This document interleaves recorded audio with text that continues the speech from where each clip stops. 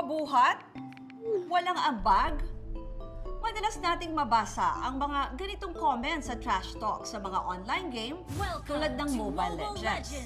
At sa Pilipinas, na minsan nang tinaguri ang social media capital of the world, hindi lang sa online games nangyayari ang trash talking o name calling. Madalas din natin nakikita yan sa mga comment section, sa post sa social media, o sa iba't ibang discussion forum. Sa simula, parang joke-joke lang. Harmless, katuwaan lang ng mga magkakaibigan. Pero hinay-hinay lang din sa mga salita kasi kapag sumobra sa panlalait, nakakasakit na. Baka sa una, akala nyo, biro lang, pero naku, ang hindi nyo alam ay pwede na siyang maging cyberbullying kung hindi agad ito na-control. Pero teka, ano nga ba muna ang cyberbullying? Ako po si Ruth Cabal. Bago natin pag-usapan yung suspension, ano ba talaga itong batas na ito? Is it a clean investment or throwing good money after bad? Good evening, I'm Ruth Cabal. This is On The Record. At ngayong araw, pag-uusapan natin ang cyberbullying.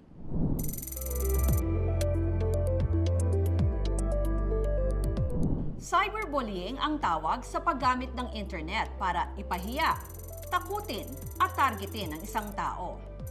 Tandaan, tina-target ha? So ibig sabihin, may intensyon talaga na siraan ang isang tao. Jokes are supposed to be funny, ika nga nila. Pero kung paulit-ulit na ang mga nakakasakit na biro, kahit hiniling mo ng huminto, ibang usapan na yan. Cyberbullying na ang tawag dyan. Ayon sa UNICEF, isa sa bawat 3 bata sa buong mundo ang nagiging biktima ng online bullying. Dito sa Pilipinas, halos 1/3 ng cyber violence na nararanasan ng kabataan ngayon ay nasa anyo ng verbal abuse at harassment sa internet. Tara, pag-usapan natin ang iba't ibang uri ng cyberbullying. Number 1, name calling. Kapag nagsuscroll tayo sa social media, hindi natin maiiwasan na makakita ng iba't ibang posts at comments ng mga tao, tulad lamang ng mga ganito. Ang mga ganitong klase ng comment ay kasali na sa tinatawag natin na name calling. Madalas natin itong naririnig sa physical bullying o yung bullying in real life. O, baka tanungin nyo, paano naman yan magiging cyberbullying? O baka isipin nyo na, nade-delete naman yan eh. Pwedeng harmless lang ang mga ganito sa una, pero ang hindi natin alam, kapag ito ay paulit-ulit na nangyayari sa isang tao, maaari itong maging dahilan ng pagbaba ng kanyang kumpiyansa sa sarili. Bago mag-post ng mapanlait na bansag, tanungin ang sarili, paano kung mangyari din ito sa akin? Nangyari ang ganitong uri ng panlalait sa anak ng aktres na si Pauline Luna. Nagsimula ang lahat nang nirepost ng isang Facebook user ang litrato ng kanyang anak at asawang si Vic Soto na may caption ng pangungutya. Kahit bata, hindi pinalampas ng mga cyberbully sa social media. Umabot ito kay Pauline at siya mismo ang nagpadala ng private message para paalalahanan ng basher na maaari niya itong kasuhan ng cyberbullying. Ang ending, ayun, nag-public apology ang basher. Mali naman kasi talaga ang ginawa niya. At pasalamat siya, hindi siya tinuluyang kasuhan ni Pauline Luna. Number 2, online harassment. Sa panahon ngayon, napakadali nang magpadala ng mensahe sa ibang tao. Kung noon, inaabot pa ng ilang araw o linggo bago maipadala ang sulat mo, ngayon, kayang-kaya nang makipag-usap in real time. Isang click mo lang, message send na agad. Pero wait lang ha, hindi palaging nagagamit sa kabutihan ang teknolohiyang ito. Tingnan natin ang mga screenshot na ito. Ang online harassment ay nangyayari kung ang isang tao ay nagpapadala ng mga hate message o threats sa iba sa pamamagitan ng social media. Kabilang narito ang pagbumura, pagbabanta, pananakot at pagsabi ng mga hindi kaaya-ayang salita sa isang tao. Intensyon ng mga sender ng ganitong messages na mapahiya o hindi maging komportable ang kanilang pagpapadalhan. Marami ng kinasuhan dahil sa online harassment. Kaya para maiwasan, laging tandaan, think before you click.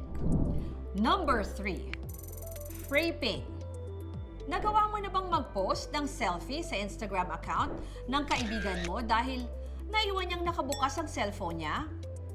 O di kaya mag-status gamit ang Facebook account ng iba dahil naiwan itong nakalogin nang huling gumamit ng computer? Maaaring nakakatuwang gawin ng mga yan bilang joke sa iba, ngunit parang ganito na rin ang nangyayari sa frapping. Pero sa frapping, nagkakaroon ng access ang isang tao o bully sa social media account ng biktima nito. Parang hacking na rin kung tutuusin. Ngunit hindi jokes ang mga pinopost niya, kundi mga post na naglalayong ipahiya ang mismong may-ari ng account. Kabilang narito ang mga malisyosong salita at litrato upang sirain ang reputasyon at dignidad ng may-ari ng account. Number 4, inappropriate photos. Medyo may similarity naman ang frapping sa inappropriate photos. Sa dalawang klase ng cyberbullying na ito, parehas na walang consent na binibigay ang isang tao sa pag-post online. Madalas, ito ay mga malalaswang litrato o kaya naman mga screenshots ng private messages na nagpapahamak ng kanilang dignidad sa publiko.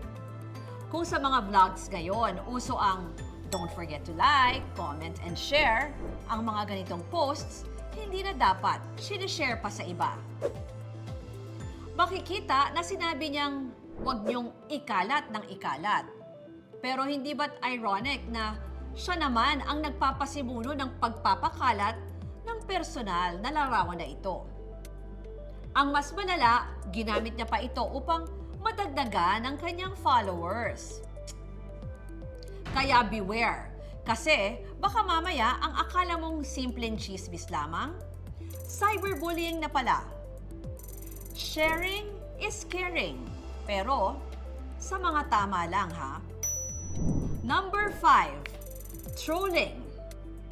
Tulad ng general meaning ng cyberbullying, ang pagtutroll online naman ay may intensyon talagang ipahamak o gawa ng issue ang ibang tao sa pamamagitan ng pagpo-post ng mga kontrobersyal na bagay na sure napapatok sa mga marites online.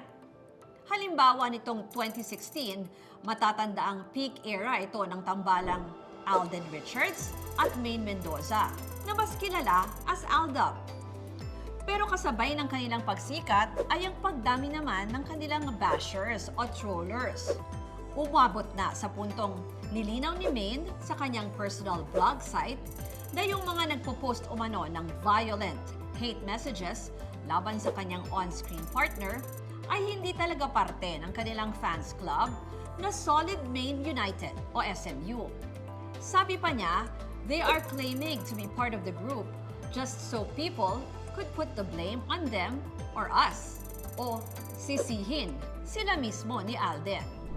Nako, kung patuloy pa rin ang mga ganitong sitwasyon ng cyberbullying sa social media, maaaring sa korte ka na magpaliwanag. Depende sa iyong nagawa, maaaring makasuhan sa ilalim ng mga batas tulad ng Anti-Bullying Act of 2013, Cybercrime Prevention Act of 2012, at Data Privacy Act of 2012. Kaya yung mga marites dyan, mag-ingat kayo ha! Huwag basta-basta magbitaw ng mga pahayag, lalo na kung nakakasakit ito at kung hindi kayo sigurado kung totoo. At para naman hindi humantong sa kaso at kulungan, heto ang mga dapat at hindi dapat gawin sa online platforms. Tip number 1, practice positive online engagement. Kahit pa nasabihin nating sa online world lang yan, tandaan, tao pa rin ang mga nakakausap mo dito. Put yourself in their shoes. At kung sa tingin mo ay hindi ito magandang mabasa in the first place, bakit mo pa ito gagawin sa iba, di ba? Imbis na maging stress reliever kasi ang social media, madalas ito pa ang nagtitrigger ng stress. Hindi naman masamang makipagdiskusyon sa social media, lalo na kung tungkol sa mahahalagang bagay. Pero ang importante, siguraduhin may respeto pa rin sa ating kausap. Malaking bagay rin kung kokontrolin ang mga nakikita at nakakausap natin online. I-follow mo lang kung sino sa tingin mo ang good for your peace of mind. Tip number 2, know and be sensitive to your audience. The best medicine is laughter, ika nga nila. Kaya't madalas, ang mga tao sa online world ay game na game ibida ang kanilang pangmalakasang sense of humor. Pero ingat-ingat, siguraduhin harmless ang mga biro na ito. Baka kasi mamaya, yung mga biro mo below the belt na. Ang supposed to be joke, nagiging insulto na. Isang tip para dyan ay ugaliin natin ang 10-second rule o yung technique na kung may opinion ka, hinga muna ng malalim at mag-pause ng 10 segundo. Baka maisipan mong wag na lang magsalita at baka sakit ka pa. Keep it to yourself na lang. Tip number 3, use appropriate internet language. Napansin nyo ba na kapag papunta na sa exciting part, yung chismis nyo sa group chat, napapagamit ka na ng mga exclamation point, all caps, at exaggerated emojis? Oh, kalma lang. Hinay-hinay lang muna sa paggamit ng all caps at exclamation point. Mamaya baka gumagamit ka nito, hindi na ito angkop sa mood ng usapan at baka ma-misinterpret lang ng iyong kausap. Sa dami ng exclamation point mo, baka isipin ng kausap mo, sinisigawan mo na sila. Kaya mas mainam na gumamit ka na lang ng emojis o GIFs para ipakita yung real emotion mo behind the screen. Lalong-lalo na kung hindi ka lubos na kilala ng kausap mo. Ang mga salita, personal man o online, may kakayahang makasakit sa puso ng tao. Kung ano ang kinaliit ng screen ng iyong telepono o laptop, siya namang kinalaki ng posibleng epekto ng cyberbullying. Kaya sana, mag-ingat tayo sa mga pinagpo-post at share natin sa social media. Isipin ang bawat post. Sa loob at labas man ng screen, respeto at pag-unawa ang laging pairalin. Tandaan, makapangyarihan ang ating mga salita. Gamitin natin ito ng tama. Bago mag-post ng kahit na ano, siguraduhin ito'y tama at totoo. Ako po si Ruth Cabal para sa Media and Information Literacy Project ng UP Diliman.